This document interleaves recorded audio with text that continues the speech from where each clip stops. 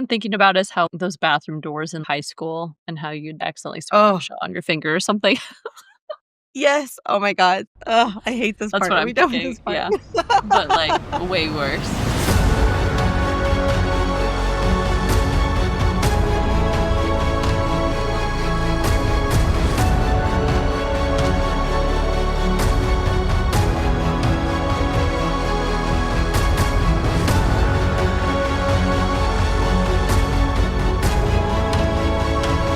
Hi, everyone. Welcome back to the Booked on Fantasy podcast. We are two best friends who love all things fantasy. On this podcast, we will explore the world of fantasy through books, shows, and movies, but with a heavy emphasis on books. Today, we are so thrilled to continue on with Sarah J. Maas's Throne of Glass series, and let me tell you, it's definitely getting juicy now. As a quick reminder, we will be discussing chapters 8 through 14 specifically, but it is likely that previous chapters will come up as well. If you have not read them or finished reading them and you don't want any spoilers, please pause here. Go catch up on your reading, and we'll be right here waiting for you when you're ready. Furthermore, we would like to give everyone a fair warning that this is an adult podcast where we will have explicit conversations. Explicit language may be used, so please be mindful of that and maybe put on some headphones first. So really quick before we get into the thick of it with our summaries and analysis, we have a couple quick housekeeping updates to provide. Number one, we realize we're a little bit late to this announcement, but House of the Dragon released its season 2 trailer. I gotta say, HBO really got me with their Team Black versus Team Green perspective, and we literally cannot wait for the premiere. With that being said, we will indeed be covering House of the Dragon. We plan to start with weekly recaps of each episode in season 1 starting next week, which will be April 11th. And then this will take us right up to the premiere for season 2 on June 16th, which we will also be discussing here on the Booked on Fantasy podcast. Moving on to update number 2. Buckle up for an impending storm because Rebecca Yarros just gave us the best news of our life. The third book of the Empyrean series, titled Onyx Storm, is coming out January 21st of 2025. To give y'all a heads up, we will definitely be covering the Empyrean series later this year as it gets closer to the release date of Onyx Storm. Once we solidify our coverage schedule, we will definitely let y'all know so that you can follow along with us. I literally can't wait. I know, I'm so excited. All right, so now that we've got all of our ducks in a row, without further ado, let's get started with our discussion. So to give y'all a quick outline of today's episode, first we'll be starting with chapter summaries to refresh our memories. Next, we will dive into a deeper analysis with key insights, observations, and questions from events in today's chapters. And then last but not least, we're just going to round it out by sharing each of our favorite quotes or moments. So, Addison, take it away with these chapter summaries. Chapter 8. Celaena feigns death by boredom to Chaol and convinces him to take her on a tour of the stone castle. Celaena continues to refuse to enter the glass castle because, in her own words, only an idiot would walk in a house made of glass. Can't say we blame her. During the tour, we learn that Dorian's little brother is basically Joffrey from Game of Thrones, and Celaena sees a giant, creepy gargoyle clock. During her tour, she also comes across a strange marking on the ground that Chaol insists is meaningless. Celaena has a full-on Princess Belle moment when she sees the castle library. After being told she wasn't allowed access to the library without explicit permission from the king or Dorian, Celaena decides to stick it to Chaol and write a letter to Prince Dorian requesting access to the library. He, of course, grants her permission by sending her a stack of books and an amusing letter. Later on, Celaena overhears a mystery woman bad-mouthing her and in retaliation drops a flower pot over her balcony. It misses, this time. Chapter 9. Celaena decides it's time to show off and dresses in her finest gown, and our girl looks capital H-O-T hot. After a brief but entertaining conversation with our favorite no-nonsense servant, Chaol rushes into Celaena's room and insists they need to hurry and they can't be late. Late for who, you might ask? Surprise! Celaena has been called to attend an audience with the king. This is not so old Celaena, who has nothing but bad memories of the king in the glass castle. After some heartfelt reassurance from Chaol, Celaena fortifies herself and prepares to meet the King of Otterland. Chapter 10. Celaena comes face to face with the king and the other 23 champions that stand between her and freedom. The king sets forth the rules of the competition. Celaena will have just 13 weeks to best the other opponents. Each week, there will be one test and a minimum of one champion will be eliminated, either by their loss or their death. The king also reserves the right to add additional elimination challenges as he sees fit. On top of that, if you displease him in any way, you will also be eliminated. After an ominous warning and dismissal from the king, Celaena and Chaol are greeted by Dorian. Dorian gives Celaena the down low on her secret identity for the remainder of the competition. She is to play the part of a jewel thief from Bellhaven. We then run into Lady Caltaine Rompier, our bad-mouthing mystery woman. Dorian and Celaena engage in an entertaining ruse meant to infuriate Lady Caltaine. Chapter 11. Celaena gets a rude awakening, literally from Chaol. It's the first real day of the competition, and Chaol is not here to play games. After hurrying Celaena through the dressing for the day and breakfast, they head towards the training room. Chaol challenges her in a sparring match, in which Celaena is surprisingly bested by Chaol, even if it is by tripping her. However, Celaena performs well, and even Chaol has to admit that she has skills. Chapter 12. In the training room on Celaena's first day, we meet a real tough cookie, Theodos Brello, weapons master of the Glass Castle. Celaena is officially introduced to the rest of the champions, a mostly pathetic bunch in Celaena's estimation, with a few standouts. Celaena is furious about having to pretend she's a no-name jewel thief from a small city, but Chaol talks some strategic sense into her, and Celaena begrudgingly agrees. The champion's first unofficial challenge is a fun run, minus the fun. Celaena struggles through and manages to stay in the middle of the pack as planned. Kane is the first to cross the finish line, no surprise there. Poor Celaena pukes her guts up, but remains determined as ever. Chapter 13. After training is complete, Celaena is ravenous and devouring her lunch. Chaol graces her with his presence, and they have a surprisingly pleasant lunch. Could this be the start of a blossoming romance? During an afternoon stroll through the castle, Celaena and Chaol run into Lady Caltaine, who is accompanied by Princess Nehemia of Eelway. Nehemia implores Celaena to help her get rid of Lady Caltaine, and the pair proceeds on a tour without her. Much to Chaol's annoyance, Celaena and Nehemia bond over their distaste for Rifthold and the royal court and uncomfortable dresses. Nehemia asks Celaena to keep her company during her time at the court, and Celaena agrees. Later on, Chaol and Celaena eat dinner together, and Chaol seems troubled. He's worried about where the king was going and why he didn't take any of the guards Chaol recommended, and why a few of the royal hounds' half-eaten remains were found in the palace. But most of all, he seems worried about the growing complications of his relationship to Celaena. Chapter 14. For the next several days, Celaena pushes herself to train harder, faster, better, stronger than her competitors. Chaol and Celaena fall into an easy routine: meals, training, sleep, repeat. Until one day, Chaol does not come to call on Celaena. She quickly realizes that something is amiss. We learn in a conversation with Paylor and Nox that Bill Chastain, the Eye Eater, was found dead and apparently was killed in a gruesome manner. Celaena decides to practice her knife-throwing skills, and Nox decides to join her. In a moment of solidarity, Celaena decides to give Nox some advice on how to improve his knife-throwing skills. Later on, Chaol and Celaena have a nice conversation where they both actually open up to each other and share a little bit of information about their past. All right. It is time for us to deep dive into our analyses, key insights, and observations. Are you ready, Addison? Yes, I'm so ready. Okay, me too. So one of the primary things, going back to chapter 8, is all the things that they notice on their garden tour. First off, during this tour, they only tour around the stone castle. And that was a notable thing to me because it shows that Celaena is definitely very wary of the glass castle. Whether it's just her fear of it crashing down, I'm not entirely sure. But to me, I feel like she just has this general unease associated with it, probably because of the fact that it's likely magical too. I know there hasn't been hardcore statements about, yes, this castle is magical, but there's just like so many little references that to me make it feel that there's something going on in there. And to me, it implies that there's kind of some foreshadowing for something darker and more nefarious to come. As they tour around the castle, the next notable thing that really stuck out to me was that freaking gargoyle clock. I don't know what it was about that thing, but it was so creepy. We learned the king had it constructed when Dorian was born, but Chaol doesn't have any other information about it. One thing that they said when they described this gargoyle clock is that this is something you'd see before the gates of Wyrd, not in a garden. There are several references to or uses of the word Wyrd, like W-Y-R-D, Wyrd. For example, they'll say the gates of Wyrd, thanking the gods. And to me, they tend to use it negatively. So I'm thinking it's almost supposed to represent hell or like a hellish type of place. In a way. I don't know. Is that the sense that you're getting? Yeah, I actually remember in the first set of chapters when Celaena, she's making a comment about something and she says she would rather enter the gates of Wyrd or even hell itself. And so I think you're right. If she's already associating in her mind with hell, I think your impression that the connotation is negative is accurate because I would agree with that statement too.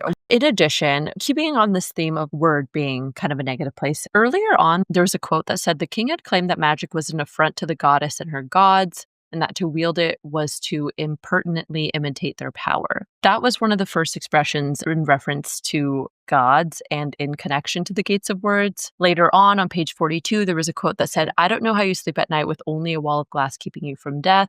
Thank the gods I gave you rooms in the stone castle. I'd hate for you to be uncomfortable." That was a quote that Dorian had stated to Celaena, which maybe didn't mean a ton, but it was just another example of that use that I'm just keeping in reference because I'm getting to a theory here. And it's going to become clear in a minute. Okay, I'm excited. For everyone listening, Lorraine called me and she was like, I have a groundbreaking theory. And she did not tell me. She's like, I'm not going to tell you. Don't look at my notes. So even I don't know where this is going. So just buckle up, everybody. So then, back in chapter 7, Dorian says to the king, "Perhaps you should consider our difficulty in getting past Wenlin's naval defenses to be a sign you should stop playing at being a god." And the king says, "Playing?" with a smile. There's just something weird going on with the king. Is this a hint to the existence of gods? Or is it simply really just expression and maybe we're like overlooking it? But I think that there is something going on a little deeper with that. I'm thinking that perhaps there is, in fact, maybe like a hell-like dimension that this clock tower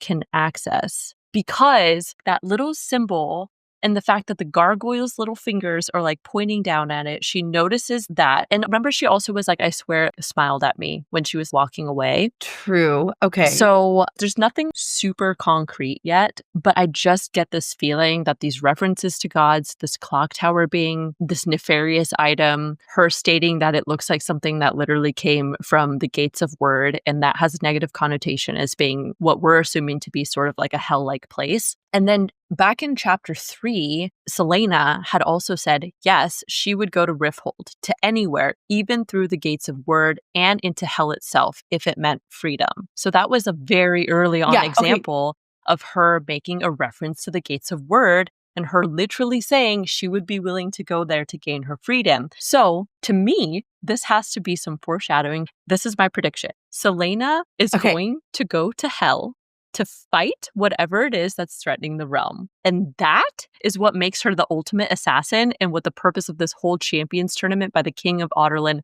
has been about. I'm thinking that the king knows that there's something crazy going on in this castle. He brought all these people in here. Because, like, let's also not forget that Celaena, there's been references to calling her a witch. There's been allusions to this fact that she has these past powers, that she has this darkness inside of her, which comes up in a later chapter that we'll talk about too. And to me, I just feel like she's going to go down into the gates of word. She's going to defeat whatever creature thing that is running amok in this castle right now. This is my crackhead theory. I can't tell if I'm convinced by your words or your enthusiasm, because I really want to believe you. Like, I'm very excited. I will say, to your point, remember the king mentions that he's going to leave. Yes. He's not telling him where he's going. He doesn't even tell Chaol, and he won't take any of the guards that Chaol recommends. And Chaol is literally the captain of the guard. So why is he not listening to him? That does make me like, maybe he's literally going somewhere, not a place on the map. You know what I'm saying? It gives me pause. Okay, I'm not done yet, though. I got more evidence. So remember how the King of Otterland had come into the Oakwalled Forest. Remember how they were talking about how the Fae and the magic had left prior to that? So although they thought it was because of the king coming in there, everybody knew that no, like the Fae and magic had already receded of its own accord prior to that. So what if whatever this mysterious thing that's going on in the castle is, was also the same thing that drove the Fae out of the forest and drove the magic away? So when you say the thing that's going on in the castle, what are you talking about? I'm talking about the little beast thing. Well, I'm assuming it's a beast. We're going to get into this later too. Just whatever's going on in the castle. I'm thinking it's some kind of beast. I don't have enough evidence to say that, but based off of descriptions of what we hear about later, I just get a sense that it is some kind of mysterious being. We can call it a mysterious dark energy, I guess, for lack of a better. To not name it as anything specific, but maybe that source or that dark energy had also come from the gates of word and it had driven them out. This is like big picture. See, I think this is where you and I disagree, because I think you're talking about, which we'll talk about in a later chapter, but one of the champions winds up dead and he's killed in like a very graphic, gruesome way. And so your thought is that there's some like dark energy and or some being that's attacking. See, as of right now, I still think that it's another champion. I really do. Just because it was really gruesome to me doesn't imply that it was a being of some kind, because we know that one of the champions literally ate the eyes of his opponent. Gross. And another one tortured them with a scythe. Is that how you say that? I can never Oh, yeah, say. grave. Yeah. I mean, there's literally 24 trained murderers in the castle. So I am still under the impression that it is another champion just another champion. Yeah, I agree. Like I said, this is like my crackhead theory. So I'm still collecting evidence as I go, but this is just kind of like extrapolating out. But it could also I'm here very for just it. I'm be here for it. another champion. So we'll see. I mean, I don't know if you have any extra thoughts about the circular marking on the floor, other than that it was definitely very strange. Celaena asks Chaol if she knows what that symbol means, and he doesn't know anything about it, but you can tell she feels a pull towards it. Something about it feels off to her. I completely agree. I had that in my notes too. I was like, these marks are going to come back up again. They're important. They're not random. And then I think you said this earlier, but I also thought it was interesting how the gargoyle was pointing right at the symbol. And so I'm like, oh, that's got to be meaningful or impactful in some way. So I agree that those are going to become relevant later and probably a much larger part of the story than they seem to be at this time. Yes. Yeah, I think so too. I'm still Agreed. waiting to collect more evidence on that because they don't really bring it up again. So we'll see. And then the other notable event or the other notable section from chapter 8 that I thought was pretty relevant was the libraries. First, just to say, we learned that Celaena loves libraries, which I think is really interesting. And so she's enthralled by this king's library that they stumble upon. But there's some interesting architecture surrounding it. I think you had the quote for this. Go ahead. You can describe what was around the library. I love that we both caught this, but the door to the library is flanked by decorative dragons. The direct quote is, "Four-legged dragons, not vicious bipedal wyverns like those on the royal seal." So I wrote in all caps, "Are we going to get dragons and or a wyvern?" Oh, Lorraine, what if the beast is a wyvern? What if in your theory it's a wyvern? And that's why the seal of the king is a wyvern. Yes, it could be. See, and nobody knows. I think that the king definitely is doing some little crazy things that he's not telling anybody about. And so that could explain why he mysteriously disappears. There's a lot of connections to that too, but also more dragon evidence was the fact that she described the fireplace. Remember in the meeting? And she's like, oh, again, it looks like it basically described it as like a dragon's mouth. And I was like, there are way too many references to wyverns in dragon-like shapes for it to be coincidental. There's for sure something, whether or not we're going to see them. I just feel like in a fantasy series, it's possible to not have dragons, but it just, I don't know. Maybe this is just wishful thinking because I love dragons, but I really hope there's going to be dragons. Or wyvern. I think it would be an affront to the gods if we didn't have any wyverns. I really want to see them too. I agree. Same. So anyways, the other interesting thing about the library was that supposedly there is a second library that exists underneath the main floor one, but nobody's been down there in, I forget how long they said, but it's rumored to exist, which again, could these be connected to the Gates of Word? Is it a tunnel? Is there a creature down there and that's why nobody goes down there? I don't know. Something I just thought about that when you said that is that, remember, the glass castle is built on top of the stone castle. And the stone castle is probably much older and has been there for longer, potentially even centuries. And so it is possible that there was some kind of magical element or portal, as you say. And so, I think I may be coming to the dark side, literally, with your Gates of Word theory. I'm telling you, there's something freaky and mysterious going on down there. The other thing that was interesting, I also think that the libraries are going to be very important for information finding purposes because her and Chaol are talking. She asks why there's no guards there. And he said, there's no use for guards in the library. And she says, oh, how wrong he was. Libraries were full of ideas, perhaps the most dangerous and powerful of all weapons. Oh, yeah, you're right. So not only does Celaena like to read just to read, but I was like, she's definitely going to go in there to find some information, right? Like either historical information, information about magic or spells or whatever it is. Well, she may not find those in the king's library because obviously the king has a thing against all the magic and he's destroyed any record of that stuff. But I'm pretty sure she is going to find something in those libraries that's going to be helpful to her. I definitely agree with you. I had this in my notes as well. Throughout these first 14 chapters that we've read, they mention a lot of libraries. Like, for example, when they're on the tour in the conversation with Chaol, they talk about the Great Library of Orinth in Terrasen. And it was said to have all the knowledge of the world, and supposedly it was destroyed during the invasion. I think Celaena even said something like she has this secret wish that the scholars realized that the king was coming to destroy it and that they hid the wealth of knowledge that they had access to. And there's also lots of references to like Dorian loves to read. Chaol loves to read. And so I think you're right that kind of an underlying theme thus far, at least in this book, is that knowledge is power. I don't think it's coincidence that the king made it a point to destroy libraries and any scholars or librarians, people who might have the knowledge from these books. So I do think you're onto something, that reading, books, knowledge, libraries are going to come into play in a big way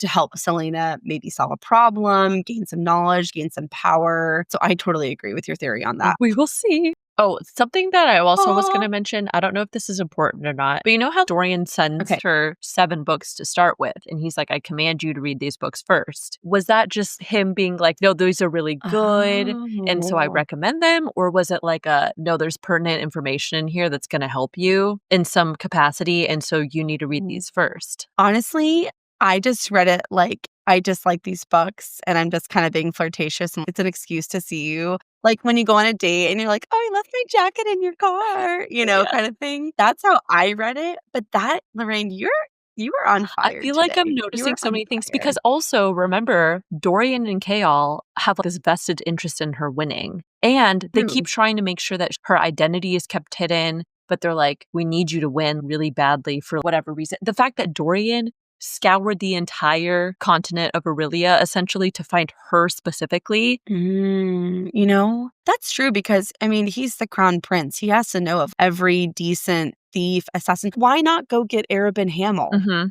Right? Or any of the other people in the Assassin's Guild. Like, why Celaena Sardathian specifically? Don't get me wrong. We know that she's extremely skilled. She's just overall a badass. Surely there have got to be other assassins that are even remotely comparable to her. So that does beg the question why he went through all of the effort to get her. They keep talking about, like, even Chaol. There are moments when we see them developing their friendship, but he always feels conflicted about it because he knows there's something about her. And they haven't revealed what that is, but I feel like they have more information about her than they are letting on, about what she's capable of, what her background is. That's clearly important to this champion's battle in some way, or even beyond that, perhaps. That's really interesting. I definitely am curious to see how the next, several chapters go and if there's any more kind of allusion to this idea, because I think you might be onto something. Chapter 8 was a big one for me. I had so many thoughts.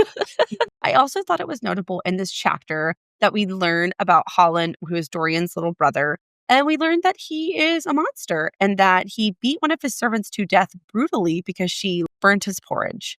That's literally the only reason why. And apparently it was like a big scandal for the crown. The queen didn't want to hold court for like a month because they couldn't cover it up. So I did put in my notes that I thought this is probably why the king puts up with Dorian and the way Dorian treats him, because Dorian is often outright disrespectful, if not hostile.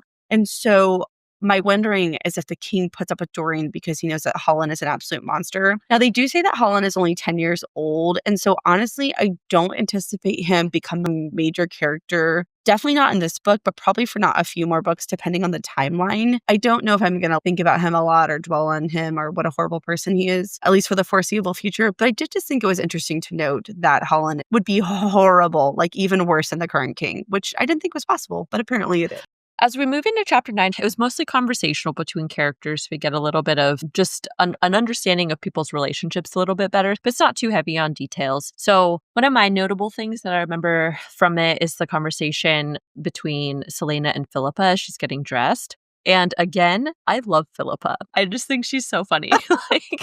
She's like, they're having this discussion. For sure. She definitely is. She's got some sass, and I still am convinced that she definitely knows some things. Well, she definitely knows the gossip for sure, but I'm sure she has some other info on there that we just haven't learned about yet. But anyways, her and Celaena are having a conversation, and Celaena's upset, obviously, that people are like thinking she's a harlot, as Lady Keltane says or whatever. And Philippa says, "Oh, it's not meant as an offense, Poppet. Beautiful ladies are always associated with the crown prince. You should be flattered that you're attractive enough to be considered his lover."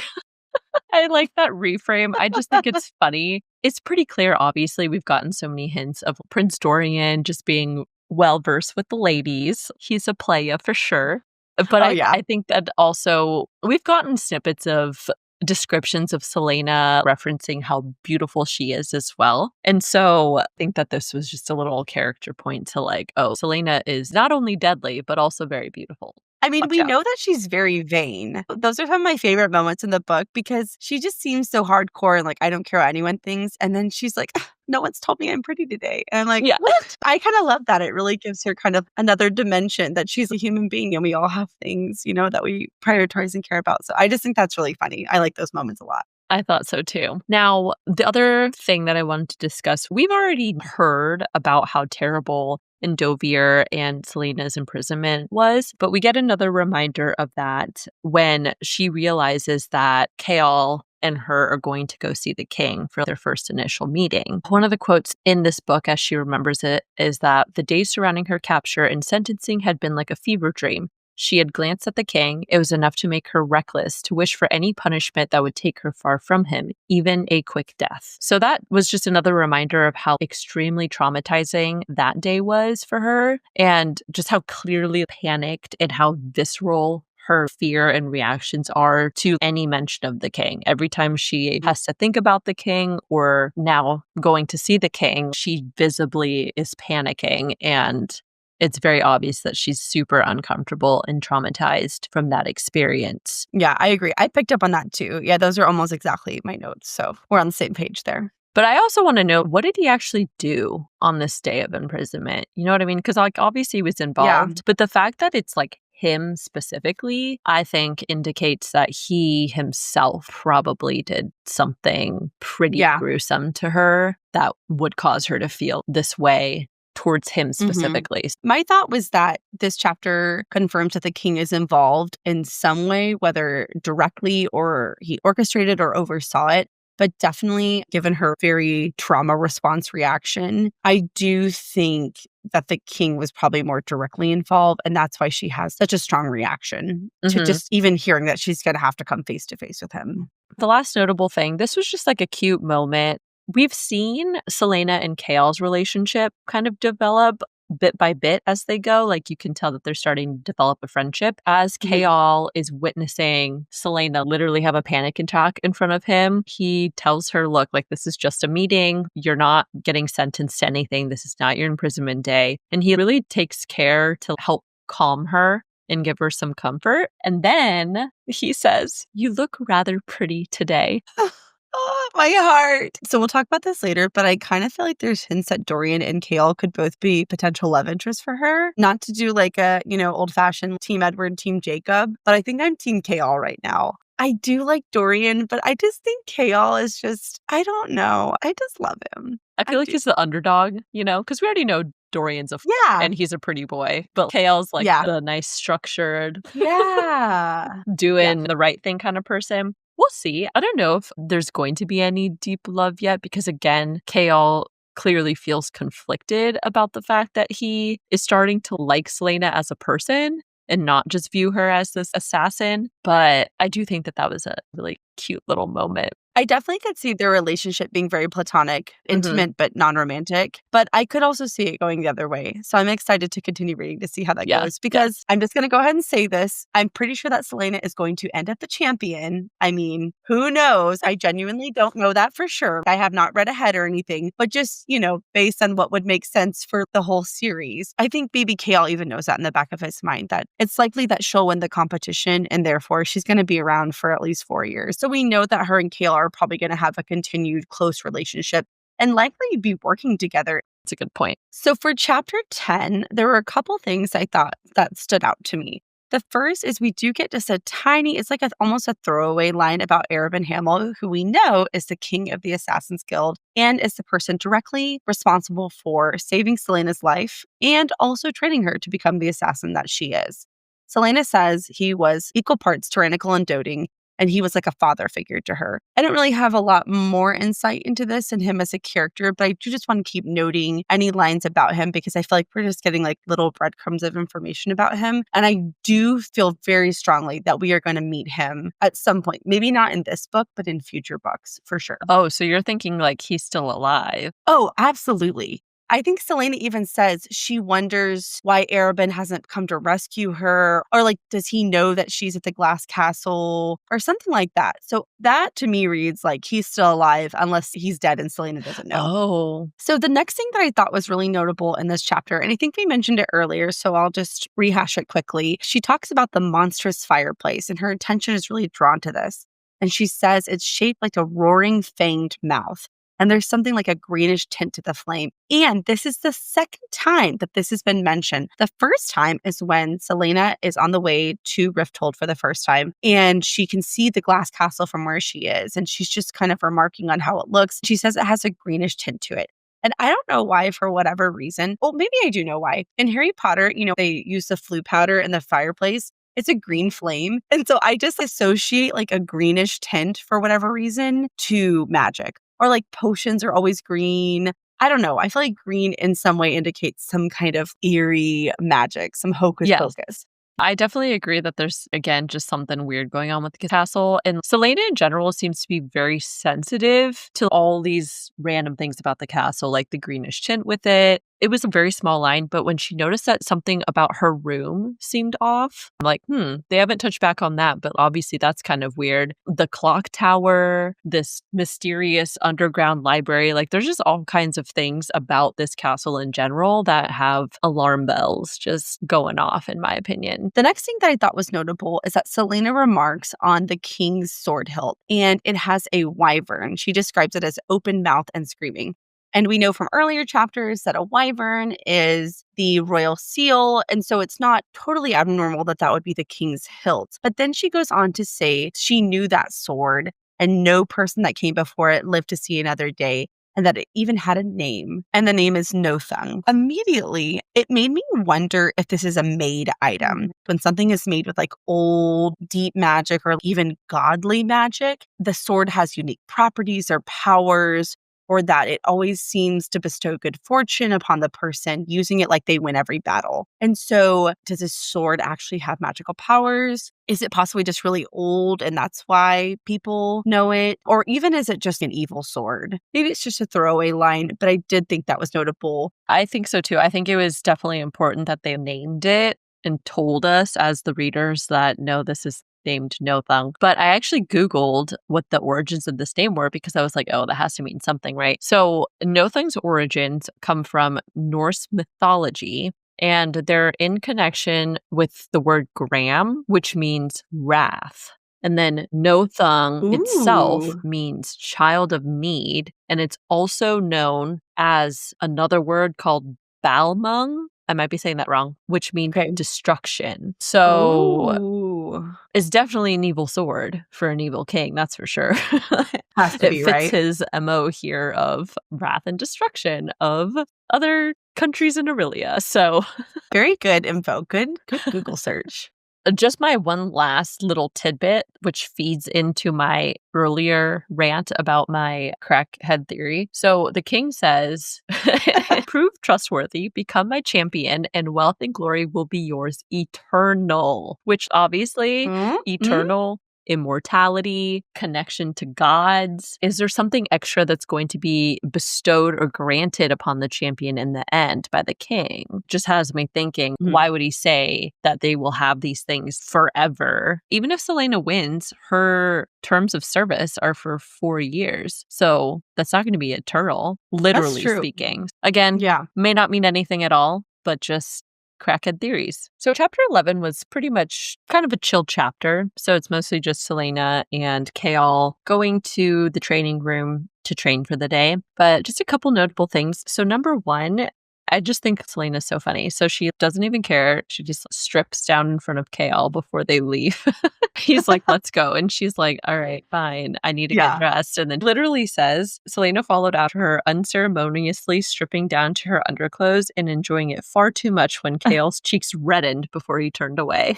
She just I like that too. loves just like teasing him. And I think Yeah. it's funny. So Me too. pretty much just that. And then we do obviously learn more about the fact that she's very skilled. One thing I did appreciate that Chaol says to her, he says, "You don't need me to rescue you. You can fight your own battles." I think that's just another example of Chaol showing that he really believes in Celaena's capabilities, and she's not Otterlin's assassin for nothing, as they often quote and say. I thought that was a nice line too. I think it's Chaol sort of extending an olive branch, so to speak, and saying we're closer to being equals. Because I think at the beginning, he's like, I'm the captain of the Royal Guard, and you're literally a prisoner. We're not the same. I think maybe this is kind of one of the first time Chaol starts to have a little respect for Celaena. And I think it could be romantic or platonic, right? That he respects her as a romantic partner, as an equal, or just as a friend, as an equal. Yeah. And especially given the context, because this was her when Cain, the brutish, whatever.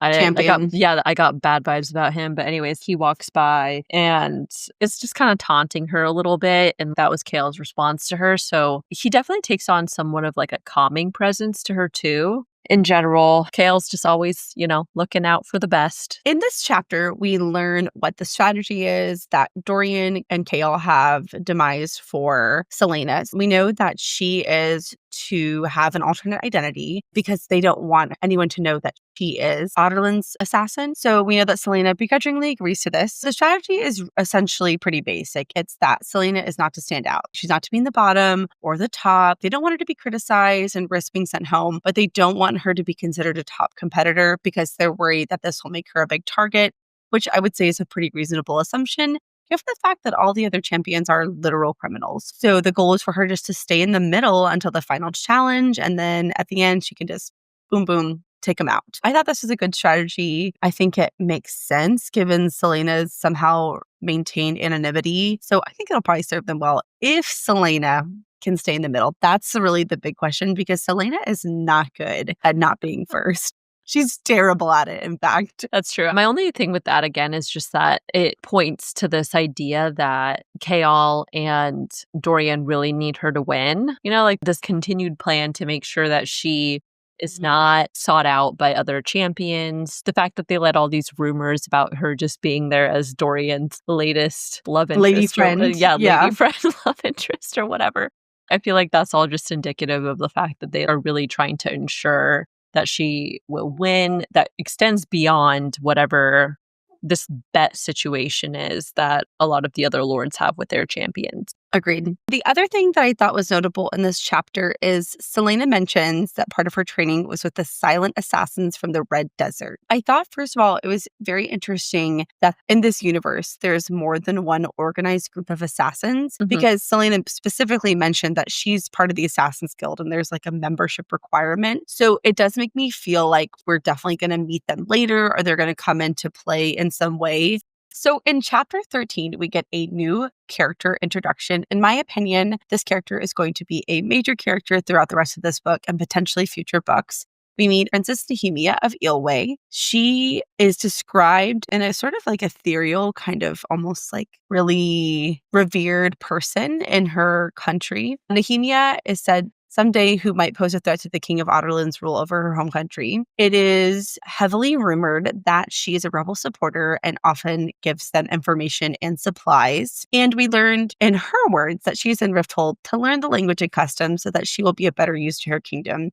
However, I would like to speculate that it's highly possible that she's there on the orders of her father or at her own request so that she can spy on the king of Otterlin and feed information to the rebels. It's possible that Eelway may become a stronghold or a safe haven for rebels. I know it's mentioned several times in the book that a lot of prisoners in the mines of Endovier were rebels, people who practice magic or tried to, and people who were rebelling against the king of Otterlin. So I do wonder if we're going to at some point end up in Eelway and maybe this relationship with Nehemia will come into play because she'll give any of our characters safe haven there. So I just thought that was interesting to note. Ooh, yeah, that's a good point. I definitely agree. She's definitely there to just be a little spy because she hates all of them. She does not like any of these royals in the court. Also, the fact that Celaena noticed that her fingers were calloused in all the spots where the hilt of a sword or a dagger might rest. And so obviously she uses weapons. What other reason would you have to use weapons unless you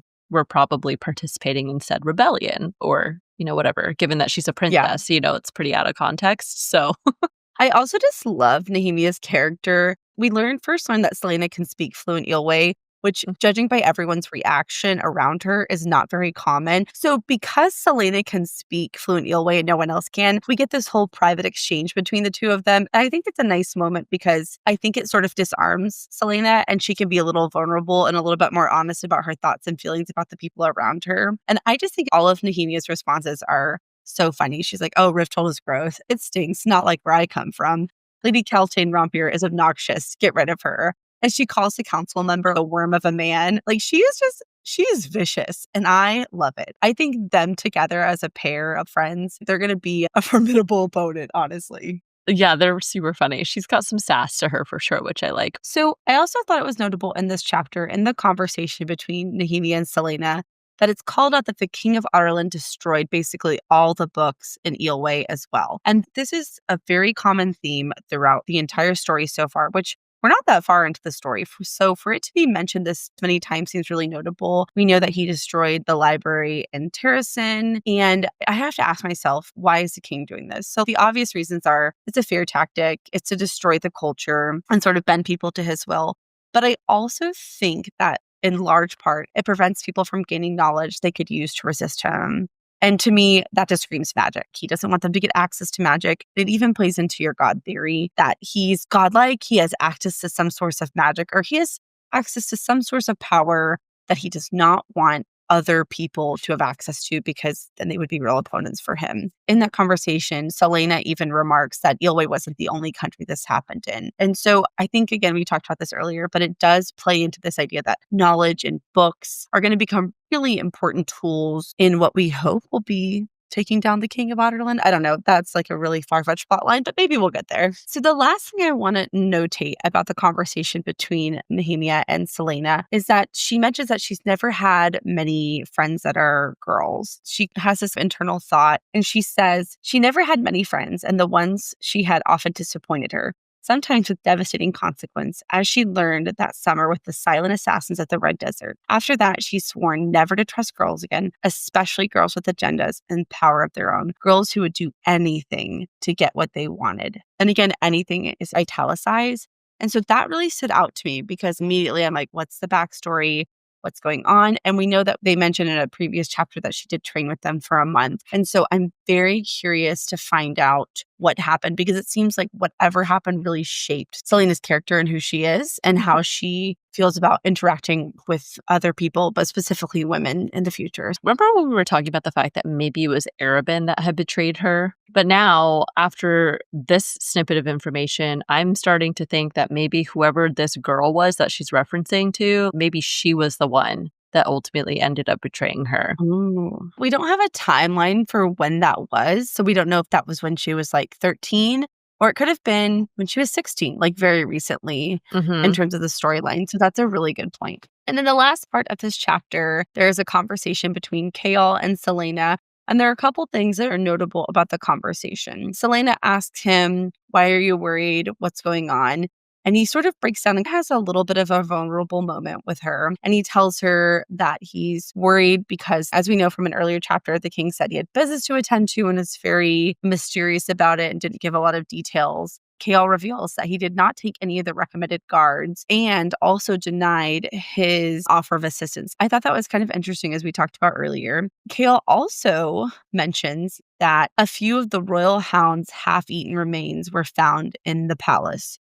So that's creepy and gross and weird. And what happened to them? And see, now that I'm saying it and you're giving me a look, it seems unlikely that a champion would kill hounds. A champion would kill another champion, sure. But why go through the effort? Because he would definitely get caught and either killed or sent away. So now I'm kind of like, that's weird. Okay, you could give me that look. Okay, I think I'm on board. I'm on board. It's some kind of being, energy. I'm officially on board. The only person that potentially was involved with eating other people was Bill Chastain, the eye eater. but then he was the one, So clearly it's just odd. And I just feel like it's characteristic of creatures to go after animals. They're half eaten, like kind of mutilated, and it just screams evil creature to me. So Okay, I agree. I'm on board now with that part at least. So the other thing that I think is notable about this chapter is that there's a moment where Chaol, I think internally, is struggling with how he feels about Celaena. Not so much, I guess, in a romantic way, but more that their relationship is evolving past just, you're basically a prisoner and I'm your guard. And he says, despite her arrogance, she was clever and relatively kind and somewhat charming. But where was that writhing darkness? Why didn't it show itself so he could just throw her into the dungeon and call off this ridiculous competition? There was something great and deadly concealed within her, and he didn't like it. He'd be ready when the time came. He'd be waiting. He just wondered which one of them would survive. So I will say, when I read this, it does not scream romance, which I'm very sad about because I want them to have a romance. But I do still think it speaks to the evolvement of their relationship. I think so too. He's conflicted because on one hand, he sees her as this charming, energetic girl who's just like, she's just kind of silly, right? Like she flirts with them. She has all these mannerisms of just slouching around, eating messily, and just in general, just being like this teenage girl, essentially. And so he's trying to reconcile that with the fact, again, that she's this very deadly assassin. But that quote specifically, I think that just plays into my witch theory from our last episode. Well, I mean, we already know that she had like magical abilities. The king refers to her as a witch. Maybe this writhing darkness or whatever it is that's going on with her is part of this too. Also, it seems like they know more about her than we as readers have found out. And I'm sure part of this darkness and like this deadliness that she has to her skills is probably exactly why they sought her out. I don't know. No, you don't think Let's so? keep reading and find out. I don't know. I'm not sold on the witch thing, but you're good at building evidence. So I love you're good to at build building a case of I'm evidence. building my I know. case. I'm going to have You're really good at it. my crackhead theories are slowly going to become reality. So just kidding. We'll see. Just manifest it. Manifest it's going to happen. I just know it. So anyways. All right. We are finally to our last chapter, chapter 14. There was obviously a major event that happened in this one. So that took up most of my thoughts on here, meaning that Chastain was found dead. However, that's not my first talking point. My first talking point is they're supposed to be training for that day. And one notable point about Cain is that he has a large ring of black iridescent stone glimmering on Cain's finger. Strange that he'd wear it to practice. And obviously, Cain is a pretty formidable opponent. Just in general, get kind of a bad feeling about this, but I just get a sense that there's something a little deeper. And this is why I think that. So number one, Gargoyle Clock Tower was also made of a black stone. I don't know if it's the same. But it seems potentially connected. I don't have enough evidence yet to say that it is for sure, but that was immediately what I thought of when they described it as black stone. And then also in the previous chapter, when they're like running task event, Cain obviously... The fun run. Yeah, the fun run. Cain obviously leads the pack. And she says, how could he possibly be that fast? Potentially to say it was suspiciously fast. I don't know. Or it could just be her commenting on the fact that he was very fast. But I just get the weird sense that perhaps there might be something unusual or supernatural about Cain. So we'll see. The second notable thing is obviously Bill Chastain's death. So the way that they described it was that it was like someone had ripped him wide open. And to me, when I picture that, I'm just imagining somebody just been like going through a meat grater or something. And what? Ew, that's so graphic. It is really gross. But like, what could do that to you? I don't know. Maybe some claws of a creature or a mysterious beast. I just feel like it is indicative of the fact that there is something, potentially some kind of demonic, creepy, evil creature lurking in this castle right now. It's giving Basilisk from Harry Potter and the Chamber of Secrets, slithering around, wreaking havoc. I'm still gathering my evidence about this theory. The next notable point was just sort of a brimming alliance that happened between Nox, who was a master thief, and Celaena. They're conversing about the events, and it seems like they're definitely starting to form somewhat of alliance because Celaena is helping Nox learn to throw knives better. which obviously she doesn't really have a reason to need to do that. But I think through their conversations and a little bit of a bond, perhaps because they're both from Terracin, you can just tell that she feels a little more comfortable with him. She's helping him. And he also says something interesting where he says, "The next time we pair off for lessons, find me, will you?" And she says, "Why?" And he says, "Because my goal's on you winning this whole damn thing." I think that it's nice that they're going to form a little alliance because I think that she's definitely going to need that at some point within this. So one other quick mention in her conversation with Knox, she asks him if he's from Parenth, and Parenth is the second largest city in Terracin. She has a thought where she says, the mention of her homeland still spiked a bolt of fear and guilt. It had been 10 years since the royal family had been butchered, 10 years since the king of Otterland had marched his army in, 10 years since Terracin met its doom with bowed heads and silence. This was interesting because, again, it just coincides with a timeline where 10 years ago, at the age of 8, Celaena was found on the banks of the frozen river. Perhaps this invasion from the king during that time point was maybe the reason that she fled and ended up on that riverbank where she was then found by Arabin. So then we move on a little bit later into the day. Celaena's back in her room and Chaol joins her. Throughout their conversation, she ends up asking about his friendship with the prince, which leads him into a discussion. And Chaol gives us information about how Chaol and Dorian have actually been friends since childhood because they grew up in the castle together. And then when Chaol was 13, his dad moved them back to Anil, which is a city on Silver Lake. And it turns out that Chaol's family actually rules Anil. Had Chaol accepted, he would have become Lord of Anil. However, Chaol did not want to do that. And so, although his dad wanted him to join the royal council and become part of the politics and follow that path, he decided he did not want to do that. So Dorian helped him get an apprenticeship with the royal guard, and Chaol is now captain of the royal guard. So that was interesting to learn. So there is not indeed a scandal or anything crazy that happened to Chaol. He simply refused the title of lord, and that is all there is. I do think it's interesting to note that in the last little part of that conversation, Celaena thinks to herself, the captain's silence suggested what he could not say, that his father hadn't objected. What of his mother? So I do wonder if we're going to get a little bit more family drama insight on Chaol, because obviously by leaving Anil, he's not going to see his family hardly ever. And it seems like he was pretty young when he did that. And also, Chaol seems like a pretty good guy. I mean, honorable, smart. He's a warrior. So why would his father not want him to be lord? Like, why would he not have objected or, put up more of a fight? So I did think that was just kind of an interesting little side note. Last but not least, the final point about this is towards the end of their conversation, Chaol ends up asking Celaena about a scar that she has on her hand. And this is where we get another snippet of information about her past and about Arabin as well, because we learned that at the age of 12, Arabin wanted her to become better at swordplay with her left hand. Under ordinary circumstances with ordinary people, the solution is probably just to train more with your left hand. That's not what Arabin wanted.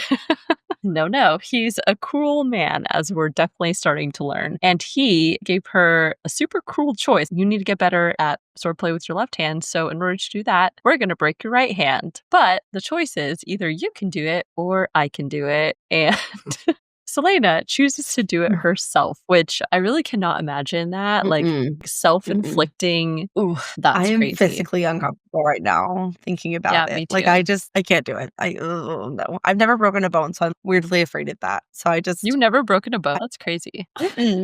No. Have you? You're fortunate. I only ever broke one. I fell off my bike when I was little and I fractured my forearm somewhere in there. But that's only one, which is pretty lucky, I guess. So, but yeah, all I'm thinking about is how those bathroom doors in high school and how you'd accidentally shot on your finger or something. Yes. Oh my God. Oh, I hate this That's part. what Are I'm we done with thinking. this part? Yeah. But like way worse. So those are my notable points. Did you have anything else you wanted to talk about? No. All Okay. right. We are moving right along. It is time for our favorite moments and quotes. So, Addison, what were some of your favorite moments, quotes, or events that happened? I had a lot in this set of chapters, I'm not going to lie, but I love when Celaena overhears a mystery woman bad-mouthing her, who we now know is Lady Caltaine Rompier, and in retaliation, she drops a flower pot over the balcony. And I just think that is this funny way to retaliate. And I like that she just couldn't help herself. And then I also love when Chaol and Celaena are in the library, and Celaena is just so joyous and so happy, and Chaol says, I didn't know assassins like to read. I don't know why, but that was just really funny to me. I have all the things to say. And then I love the exchange of letters between Dorian and Celaena when she requests access to the library. I just think it's kind of funny and flirtatious and just, I don't know, it made me laugh whenever I read that. And my most favorite part is I just love Nehemia's character. I'm going to say this every time we talk about her, but specifically she mentions that she might have to stay longer in Rifthold if her father tries to marry her to someone in Otterlin. And Celaena asks her if she's going to marry Dorian. And Nehemia says, that pretty boy, he grinned at me far too much. And I just thought that was so funny that she could just be so flippant and be like, ugh, ew, no, the Crown Prince of Otterland, no thank you, he grins too much. I just thought that was a really funny reason to not even consider marrying someone who would be a really good strategic Yes. alliance for her, honestly. So that's it. She's so sweet. I think she knows. She's like, I can see through this Mhm. flirtation and I don't want it. Yes. So she's like, no, no.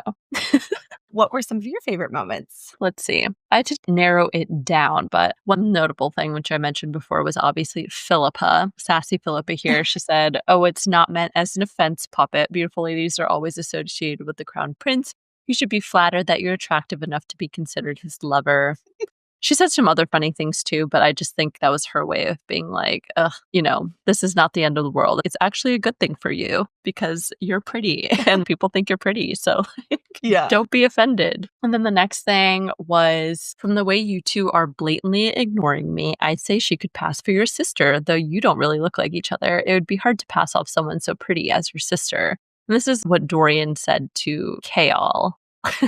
That was just such a funny bit when the three of them, after the king's meeting, they're in the hallway and they're just chit-chatting about things, and Lady Caltaine shows up. And obviously they all find her to be very annoying, but they're forced to be cordial. And so I just thought that was a funny part from Dorian. That was a very good scene. And then the last part was when Celaena and Princess Nehemia are walking and they try to get rid of Lady Caltaine, which they actually do successfully get rid of her. But Celaena's just like, you're dismissed. The princess tires of your company. And they're just like, bye. Chef's kiss. Like, yeah, we're done. Wow. Until next week. That was like, yeah, until next week. But that was definitely a very hefty discussion that we had today because there was just so much to unpack, but it was a lot of fun. Did you have a lot of fun? I did. I really did. Great. Thank you guys all so much for joining us for another episode of the Booked on Fantasy podcast. As always, we would love to hear your thoughts. So if you enjoyed this episode, please subscribe to the podcast. Leave us a review or share it with all your friends who love fantasy fiction. You can also keep up with us on a daily basis by following us on social media. You can find the links to all of our social media accounts in the episode description below. And that is all that we have for you today. So stay nerdy, everybody, and we'll catch you next week. Bye. Bye. I feel so goofy. Okay. After some heartfelt reassurance from Chaol, Celaena. Oh my gosh. After some heartfelt oh my God. Okay. This will be fun for the bloopers. So it makes me think that I forgot what I was going to think. So hold on. Let me think what I'm going to think.